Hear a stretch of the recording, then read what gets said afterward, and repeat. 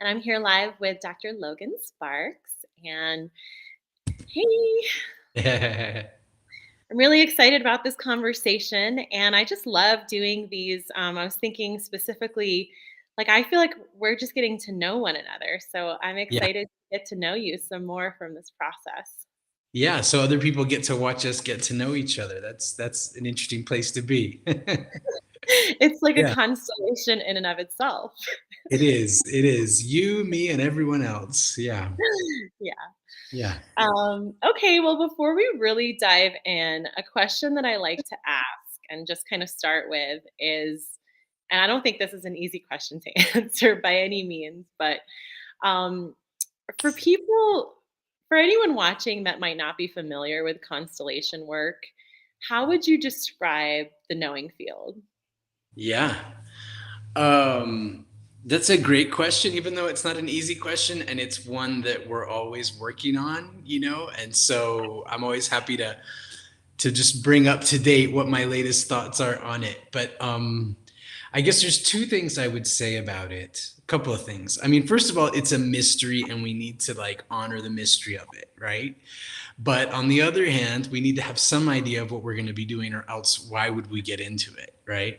So I would say one thing is that the knowing field is a kind of a collective space that arises, emerges when people come together with the intention to constellate an issue. And it's the knowing field because that collective field has knowledge in it, which is what we want to tap into. We want to know and feel more than we normally can.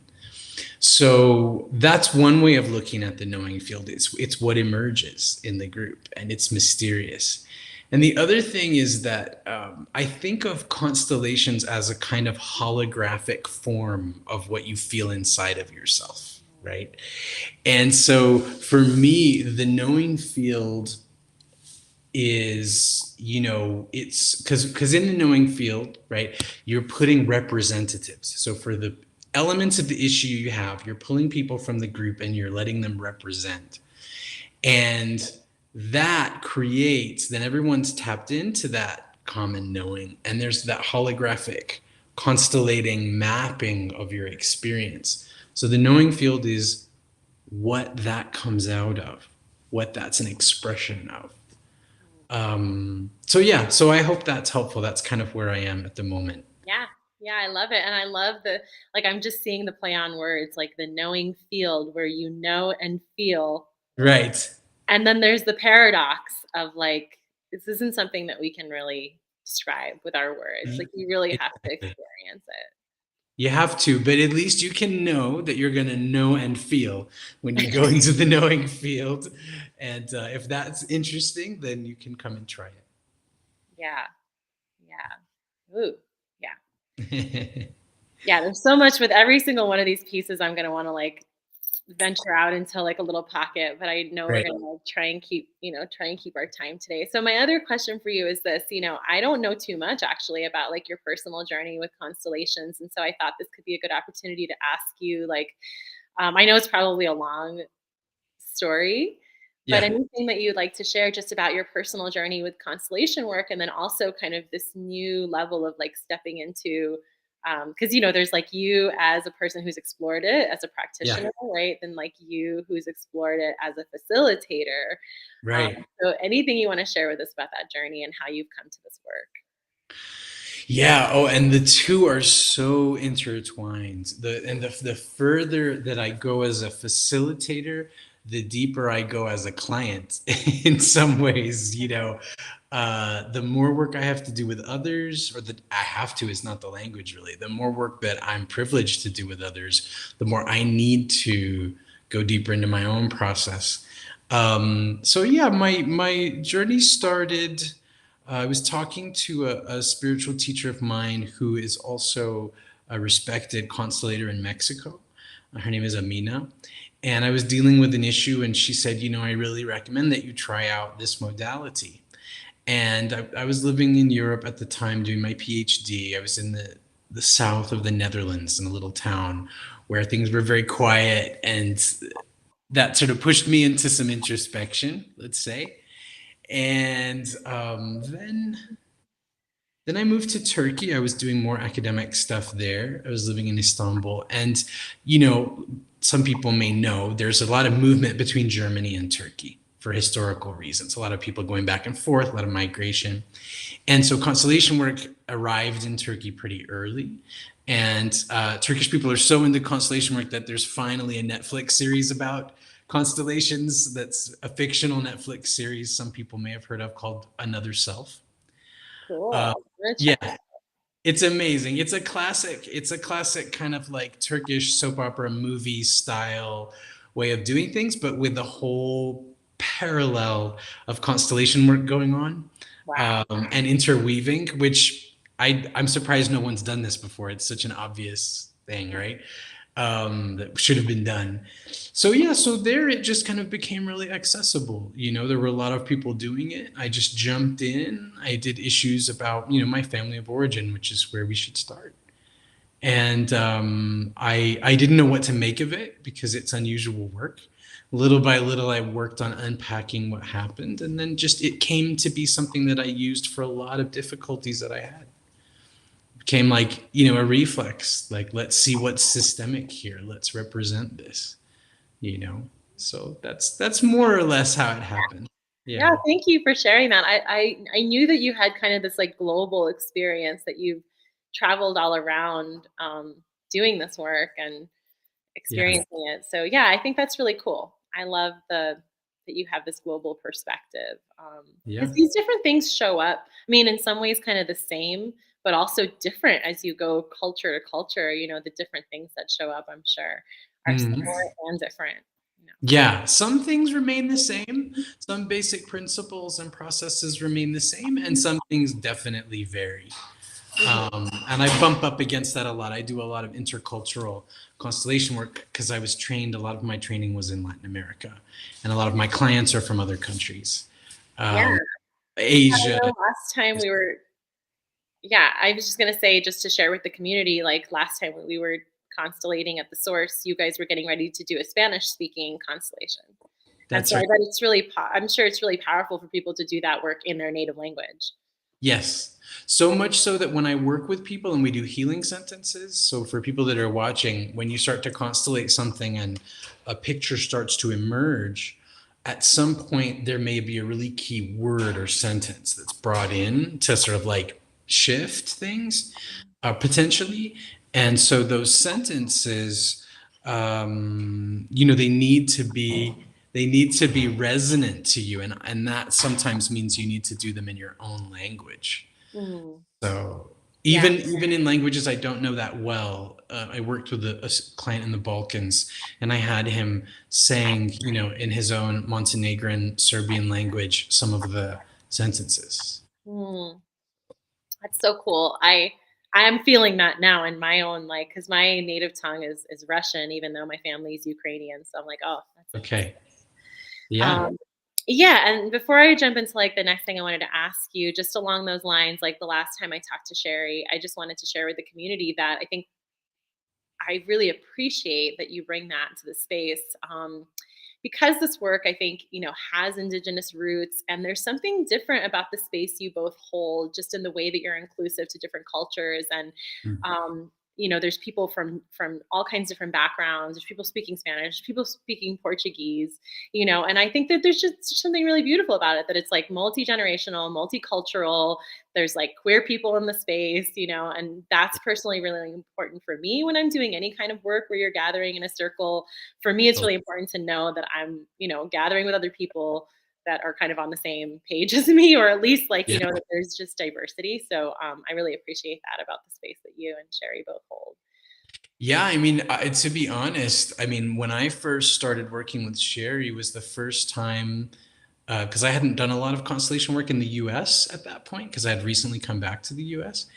And there were trans people, there were people of, there were African descent people, Native American people, and I was so impacted by it. So it's a ethic at the source, Yeah. you know, and it's important. Yeah. Yay. I love that. Yeah. I really, really, really love that. Yeah. So I do want to talk about the topic you guys have been exploring, but I feel like I want to ask this other question first. Like, Sure. what? Because I feel like yeah, there's something that happens, right, when we go from being like just in the field. I mean, I feel like the field itself kind of starts to teach you, right? Like you're learning from that more than anything else. At least that's been my experience.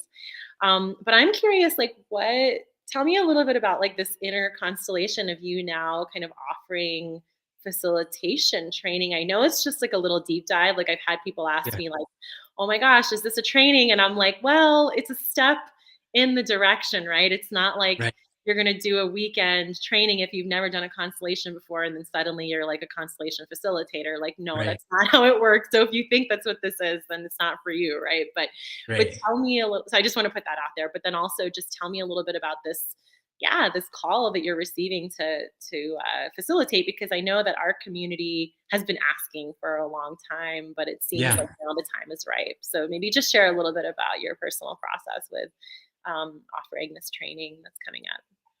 Yeah, I think it is kind of about being in the field and what, you know, that sort of fancy philosophical term for it is phenomenology that brings us to want to do this intro weekend where we really want to see just kind of how the people that are drawn to it show up and participate and we participate and what's created. So it's very like it's very experiential and it's very much about learning from the field and what everybody's experience is like.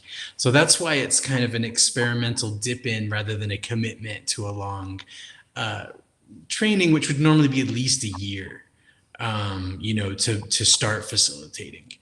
And so yeah, so that's part of it. It is kind of this, we're working with the field at a meta level in doing the workshop, you know, to see kind of like what comes up, Yeah. what's needed, also like how much is needed by people that are interested. Mhm. So yeah, so there's also that element that you point out that we learn a lot from the field. What we learn in facilitation in some ways is how to manage what we perceive and experience in the field, how to hold the container of it, how to sculpt and make something with it. But the encounter with being in the knowing field is the core of everything, absolutely. And I would say that,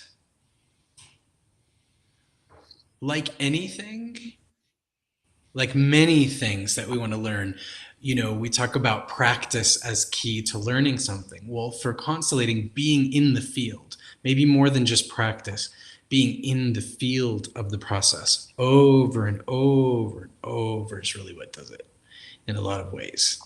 You just, because that's how it developed. You know, Bert Hellinger started to place representation, started doing these experiments, and just kept doing it over and over and over. And that's where he got his principles, Mhm. like the orders of love that show us kind of how the flow of love works from ancestors to grandparents. Ooh. Like, I Yeah. want to know about that. Interesting. Yeah. Okay. So that's, those principles are there are a few of them, and they're sometimes put together in different ways, but like one classic one, which goes back to your point about diversity in the environment, is non-exclusion in any family system or any functioning system. So after doing, you know, constellations over and over and over, you start to see that what imbalances a group, especially a group as tightly knit as one bound by genetics, is when someone is excluded from the system, because the collective of what they call the family soul, almost it's like a shared psyche, will always compensate. So if you push someone out, it's a kind of an untruth. This person doesn't belong. Well, they do. Even if they've done something horrendous, they do. And so when you push them out, something else will compensate. Mhm. So yeah. So for example, it's been seen a lot, and it was seen in the early days of the work, that like some people had a grandparent or a great grandparent who was genocidal maniac who had been in war and had killed many, many, many people. And nobody talked about it. And they thought the best solution was to pretend it didn't happen, Yeah. which is a kind of exclusion. So then what happens? Someone in the family has to show what happened. Yeah. So you would have like young children, for example, in Germany, that were getting suicidal at the age of 7 or 8, which is very strange. Well, the children were identifying with the victims of the grandfather who'd been pushed out. Yeah. So it's like everything has to be seen, everything has to be included. I think Bert Hellinger even has a statement: the nature of the universe is integration or reconciliation. So everything is moving towards a kind of reintegration or reconciliation. So if you're part of that, you tend to feel strong and be whole and do well. And if you're part of an exclusion, it tends to throw Wow. you off. Yeah. That's really interesting. I love it. I love it. I'm already excited. Like I love that you hold these like really interesting philosophical pieces of the history of the work. So Yeah. I'm already excited. Like, okay, I want more. I also want to say, yeah, I read that in I can't remember the author's name, but it didn't start with you. I read that around the time the pandemic was happening, and I was really, really getting called to work in the field. And I just thought that was so interesting that it's oftentimes when there's like a family secret or something that's being Yeah. suppressed that you see these, generations later, people kind of playing out these different patterns. So it's like, yeah, you can't doesn't go away, right? It needs to be integrated. So fascinating. I'm Yeah. so fascinated by this work. Yeah. And okay. So I just kind of want to say for the people that are watching, like we're kind of, I mean, I love these kind of conversations and I can have them all the time, but specifically we're coming on here because you guys are going to you've been offering kind of this series of events and next weekend, actually, Friday, Saturday, Sunday, you guys are going to be offering an opportunity for people to really deepen into this work as kind of a curiosity of, okay, maybe this is something I do want to study deeper and start to one day maybe facilitate or just have this deeper conversation with. And Yeah. so at the end, we're going to talk a little bit more about, the event. We're going to like list all the information if people are interested. But before we get into that, you guys have been exploring this very specific topic of healing the wounds of love. Yes. And I know it's kind of been evolving. And Mhm. I attended the last and I had a constellation, right? Because not everybody that attends actually has a constellation. Although I take that back because, right, you guys do these group constellations where like the group is kind of getting so much from everyone else's constellation. Also, Yeah. So there's that. yeah. But yeah, it's been definitely life changing for me. And I was really called to that topic specifically as I've been kind of on this year, maybe 2 year long journey in healing my own codependence. And so, yeah, so that's what really attracted me to the workshop. It was a very, very personal topic for me. But tell me a little bit more about this topic, healing the wounds of love. What's inspired you to specifically kind of focus on this piece of it, and just share anything else you want us to know about what you're exploring here. Yeah.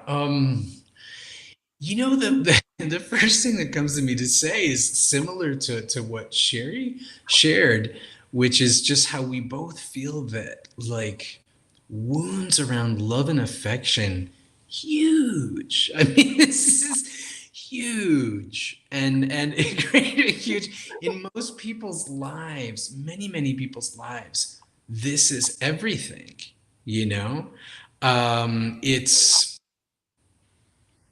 It's often the most key struggle they have. And maybe for some people it's finance, maybe for some people it's some kind of low self esteem, but even those things often go back to some kind of betrayal, lack of love, something like that, And so, since it's such a deep wound for people, it just felt like it was time to really focus on it. And this is the first time she and I have done like an ongoing series on one topic. So this is going to be the third and the last one for now. So if anybody's interested in this, this is really the time to come, to see the last pieces of it. But yeah, I think there's the fact that it's so primal for people, like betrayal, abandonment, feelings of being unloved, loneliness. All of those are so key. And combining that with the fact that constellation work is so fantastic for helping people feel into the bigger picture in a way that gives them a kind of relief, that they can sort of expand out their awareness from seeing the full constellation of what's happened and feel less of that tight sort of smallness and constriction that a lack of love, you know, creates in us, that state that we struggle with. And so some elements of it are just as simple, it's just as simple as being able to put into the field the person that betrayed or hurt you, yourself, what resources you might have to deal with this, the nature of love, you know, these things that we just can't easily experience in, you know, like a therapeutic or consultancy situation in which we're one on one. You know, this there's something that expands. And so even just placing that in the field, like people sometimes just cry as soon as they see it and they see the representative start to make a movement, you know. So, I mean, that's one thing I would really highlight, and it's just so fundamental. I think we need to be doing it more. I think constellations are a perfect modality for focusing on that. And the other thing I would say, and this is touches into the more mysterious things of the knowing field, and this is a lot what we talked about in the last session, is gathering people together to do this kind of work creates a very powerful container. That container, in turn, and a container of love and of collective goodwill in a group, something that traditional people, speaking of indigenous values and knowledge, traditional people have cultivated that in Africa, in Latin America, in Asia. Group healing environments have been cultivated. We don't have those so much in the modern world.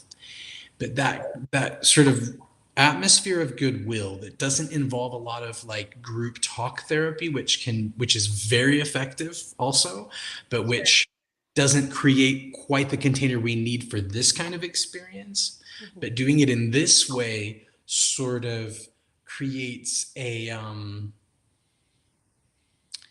certain atmosphere of love, coherence, openness to a transformative atmosphere. And the atmosphere can just sort of come in and almost like a kind of grace can shift things Mm. in a way that's harder to do on your own. And the really like fundamental woundings like this that we're talking about, they need like divine grace level help. There's not a lot that we can do with our minds, you know, on some of these things.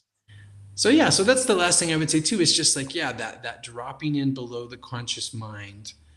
I do a lot of dream work, which is another very effective way to drop in under the conscious mind, and that's the level that we need to get to because these hurts are not at the level of the conscious mind.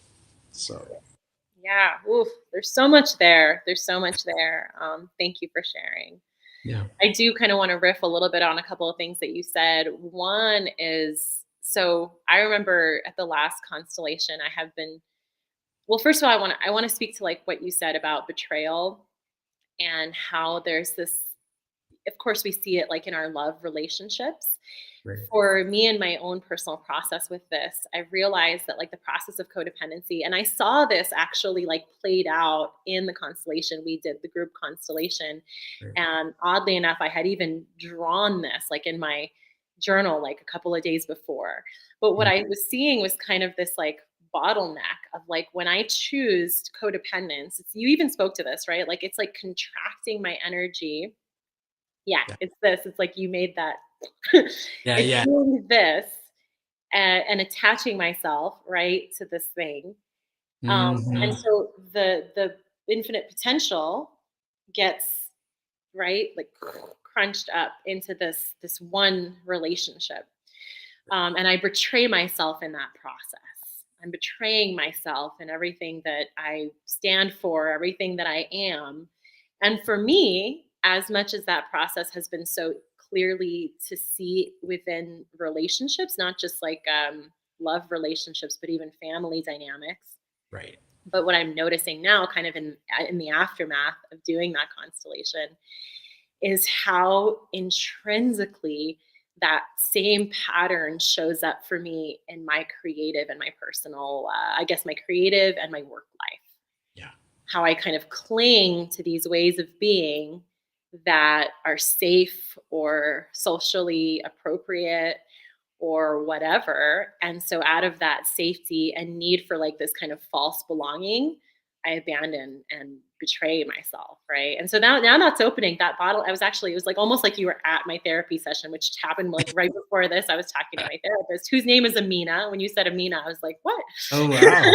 Wow, wow. Little synchronicity in the field. I Yeah. know. But so I was saying that this is beginning to feel like I can breathe now.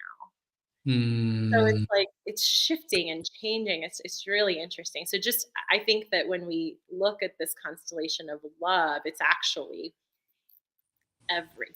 It's Right, just right, right. Oh, yeah. how it is. Yeah. So I wanted to share that. And then let me see if I could catch the other piece. You were talking about community healing and being witnessed. And this is something that Sherry and I talked about in our last talk because I think it's so, so important, that we come back to these communal ways. But the other piece of that, and the other piece of that is that in this work, there's this somatic aspect, right? Like even as we're talking about it, we're like, We're making gestures. We're feeling into, yeah, the there's body. a somatic piece that often doesn't get played out, even in like, let's say you're talking to a friend or a therapist, or you're even in a group space. You're not always allowed to like really and I remember at the last constellation when I was representing and I could feel so clearly and I just wanted to talk so bad. And you guys were like, just act it out. And so Right. had to like, what does this feel like? Like, Yeah. ugh, and then all of these things came out, Yeah, yeah. and that something about that somatic process, I think is so like as I continue to learn as a practitioner, as a coach, I'm like, man, the somatic piece, like if we can just get ourselves and each other to express ourselves somatically, because I think that we're so used to like, I mean, it's a part of like, all like I think the for lack of a better word, right? Like the indoctrinations and the ways that the culture kind of has us like sitting still, being good, looking presentable, whatever it is. Right. We don't always get to do these things, So I just feel like that somatic piece and the way when you're in a constellation, people, that don't know each other are like hugging. They're Right. in relationship in these really deep somatic ways. And I think there's just such a medicine to that in and of itself. So I just wanted to share those two things.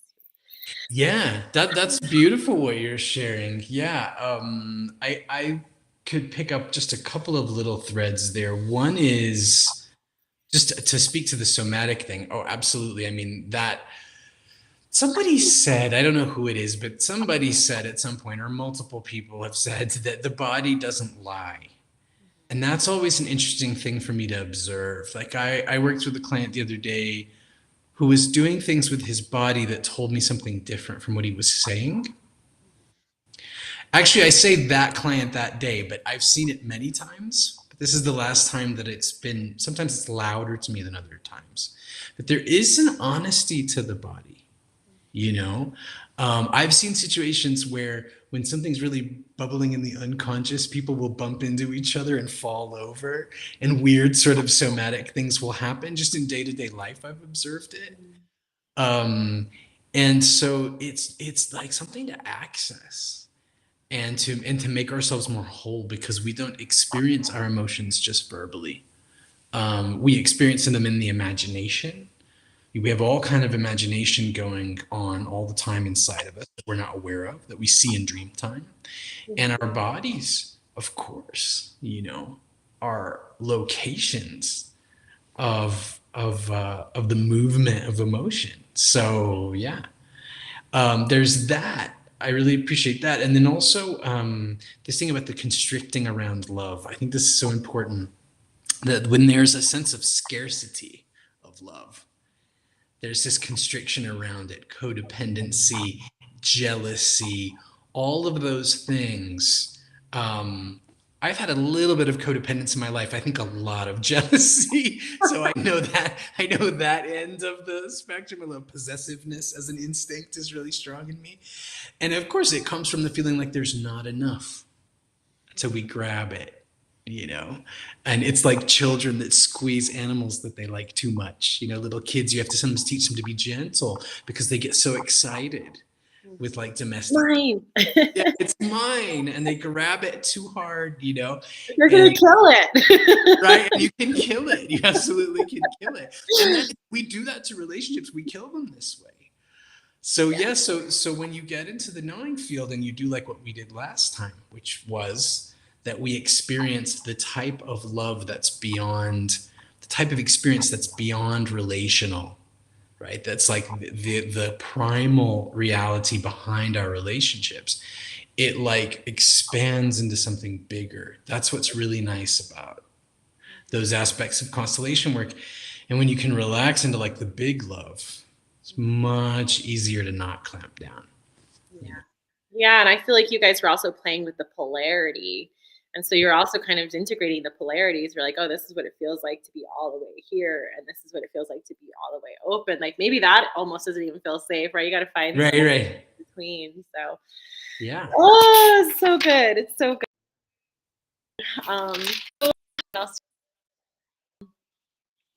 Yeah, I guess let's kind of break down the event really quick, and then for the last Mhm. few minutes, if there's anything else we kind of want to riff on. But so Mm. Friday, Saturday, Sunday, starting April 7th.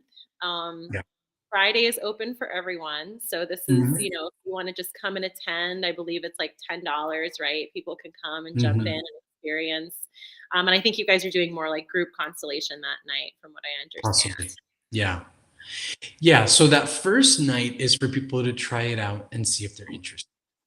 Okay. So they can come and with very little commitment, they can just try out the constellation process. So it could be people interested just in doing a constellation that haven't done it before, or it could be people interested in facilitating, learning to facilitate that haven't done it before. So that's what the Friday night is for.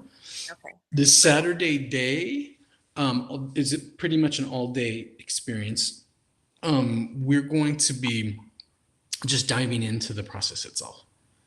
So just the same as we would always do, people will come and bring issues that they want to work on, and then and then we'll constellate them.